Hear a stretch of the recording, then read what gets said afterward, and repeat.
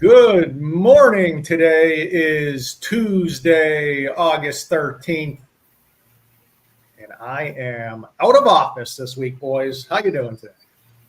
Doing good, man. Tommy, looks like you're out of office. I am out of office this week, so if you don't hear back from me right away, I am out of office. Anthony is in his office. I'm in office. In office, Anthony. What's going on, fellas? They brought TJ down for his first trip to the actual sandy beach. That's out here in amazing. Florida. That's amazing. He didn't like it. That was the plan. Day one didn't like it. It is hot, too hot for a little 4-month-old. But I do have to make mention here on AM Chatter. You heard it here first, peoples. TJ on his 4-month birthday yesterday did his first rollover unassisted. So you heard it here first. Kid is moving up in the world. I didn't know we had month birthdays, but congratulations, TJ. Yeah, I got nothing else to celebrate with it. So, yeah, we're doing week-by-week birthdays. Awesome. Well, down here in Playa del Carmen, humidity is 100%. So if we start sweating during the episode, don't mind me. Well, you already have a nice glisten. Yeah, seriously. But, boys, we are, a few days into the changes in Pennsylvania. We're all still here. The real estate market's still going along. Real estate agents, you just need to hone in on how to explain the changes to your clients. And remember, you can still do business the same exact way. If you have clients that can't afford to pay your commission, you can still offer it in your negotiations. That didn't go away. It's just a different way of negotiating it now. So it's not a big deal. The buyers don't have to pay out of pocket. They just have to negotiate with the seller. That's what I just keep trying to implore to everyone. Yep. That's exactly what they have to do. I mean, if they don't have the funds, we need to get the funds. We know the place to get the funds. That's the seller. Yes, it may not be the best offer in a multiple offer situation, but there will be a house for that person that you're able to help them get into. And if they can't get in right now, we can maybe help them, make them financially more secure, a little financially better, to then maybe in a little while or another year, we may be able to help them get into more houses. But there's always opportunity. Weed whacker, you're on a show, okay? I mean, no respect. Me? Yeah. I think that's the waterfall behind me, to be honest. Oh, the waterfall. It sounds like a damn weed whacker.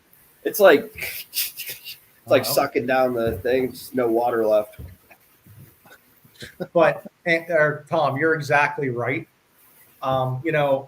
We just keep talking about this. The buyer, agent, loan officer, happy family relationship, and it's never more important. Everyone needs to be on the same page with the offer to make sure it's going to work for all parties. And saying it's going to work for all parties, it shouldn't work for loan officer and real estate agent and have the buyer stressing over it. It needs to work for the buyer too.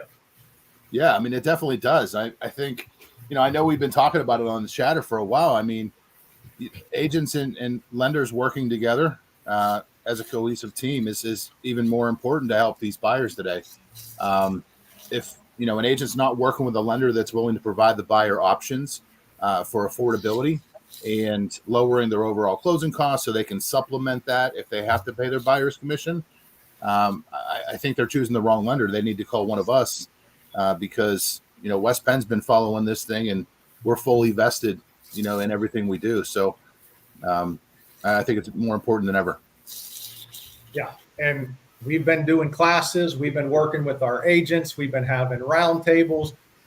I hear Tom was out there doing examples at his office meeting to really get down to the old school training, because it's hard to just see things and learn it, right? When we were in school, you always did examples. You always wrote it down.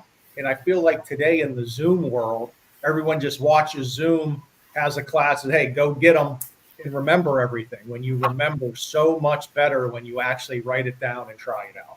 Yeah, the last few weeks at the office meetings, I was, putting together some scenarios. Simple, there's like 5 bullet point scenarios on a Word document. And we were running through and make sure they understand different things that could happen during this transaction and what they need to look for. So, if you're having trouble, reach out to us. We're more than happy to help you. maybe next week because we're away.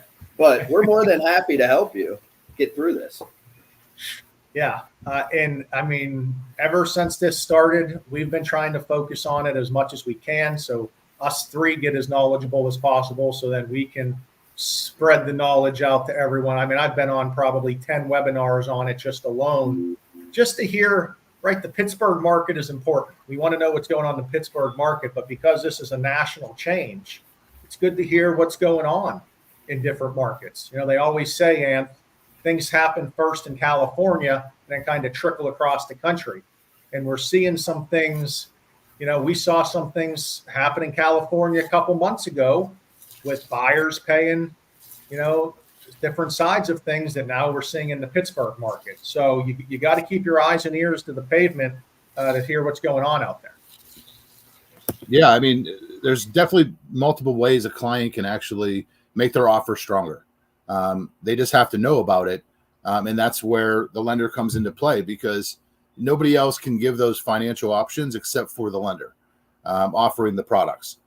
So running through that with the client, structuring the deal appropriately, making sure that they understand, hey, if you're going with an offer and you pay both sides of the transfer taxes, your offer is going to look better than somebody that is not. You know, there's many things that we can show the client to help them and the agent put their offer in efficiently and make that the strongest offer possible, hopefully. So definitely options out there for these buyers if they're in these situations.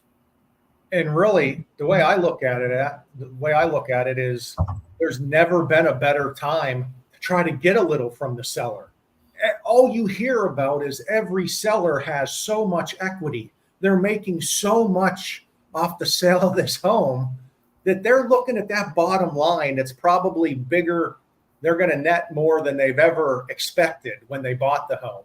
So if you put in some negotiations, it's not like many sellers are trying to come up to hold a deal together just to net enough to pay off their mortgage. Most sellers got 50, 60% equity where negotiated, put the offer in. Yeah, 100%. I mean, if you don't offer, you don't know what they're going to say. So, right. Yeah, we're just going to work through it, and give us a call to have us help you work through it. I mean, there's no reason to try to guess what you need to do. Let's just talk about it and, you know, take a little bit more time for every offer and not just throw it in. So we're here to help. And the numbers don't lie, guys. We can do an estimate for you. We can show whatever scenario you need to see if that works for you. It's not only monthly payment, it's cash to close. You know, we don't want buyers spending every dollar they have in their checking account just to close on the home. We need to make this financially responsible decision to make sure the home is right for you.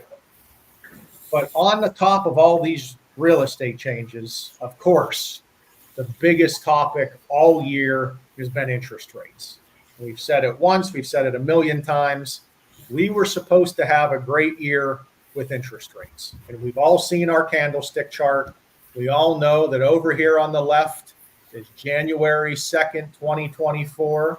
And we go all the way over here on the right, and we have August 12th, 2024. As you can see where that line is, we are literally the same spot we started the year. Now, the lower on the chart, the worse the interest rates are. So as you can see here, April was the worst rates we had all year. And you come over to the right, if you look here from July 26th to August 2nd, you see nothing but green. For that time frame, it looked like rates were just heading down to who knows how low. But the market has a way to humbling everyone. And as you can see, since August 2nd, we've tilted downward, which means interest rates have ticked back up a little bit. So every day, interest rates change. Every day, multiple times a day. They technically never stop changing. They're always moving, just like the stock market moves. So you have to stay focused. You have to get updated estimates. And you have to understand that the estimate you received with your pre-approval that has an interest rate on it is not your locked-in interest rate you're going to get for your mortgage, and that's probably just the rate that was for that day that you got your pre-approval completed. That's all good info right there. Rates are ever changing. I mean, the hardest, I mean, I don't know about you. The question I get every single day is, what are your rates? What are your rates? What are your rates? And rates are specific to a buyer. They are not specific to the company. They are not 100%. specific to the lender. They are absolutely buyer specific. If Tom talks to someone at 8:30, he might talk to someone else at 9 o'clock. They have two completely different interest rates. It might be a different program. It might be a different credit score. It might be a different down payment. It might be a different loan amount. There are so many different things that will affect your interest rate that more than likely you don't have the same rate as your buddy that's getting pre-approved at the same time, because everyone is different. Everyone's different, and everybody in my offices know that's my least favorite question to get, and I still get it every day. What would be your rate? What would be your rate? And tell them they got to get pre-approved to know a rate. And here's the problem with that question, Ann. We want to give, we're not trying to be difficult, right? We want to give information. We want to give accurate information. If I give an interest rate and a buyer calls me and gets pre-approved and their rate is higher than what I just happened to estimate, that's a confusion step right there. They're going to be confused. They're going to wonder why are you saying one rate and you're getting another rate? It's just too difficult to just spit out an interest rate. 100%. Yeah. I mean, it's going to change with the market. You know, we can quote a rate at 10 a.m. when market opens, and by noon, there's a very good chance, 98%, that rate's probably going to be different, depending on what's going on in the market. You know, that week's news. There's a whole slew of things that could change that. You know, but ultimately the buyer's qualifications is going to be a main sticking point to what interest rate they're going to get based on that specific day. It's that simple. Another great Tuesday episode of Chatter. A lot of shrubbery in the videos today. A lot of hearts and shrubbery. So you guys have a great Tuesday. We'll check you Friday. Talk to you then. Later. See you guys. Bye.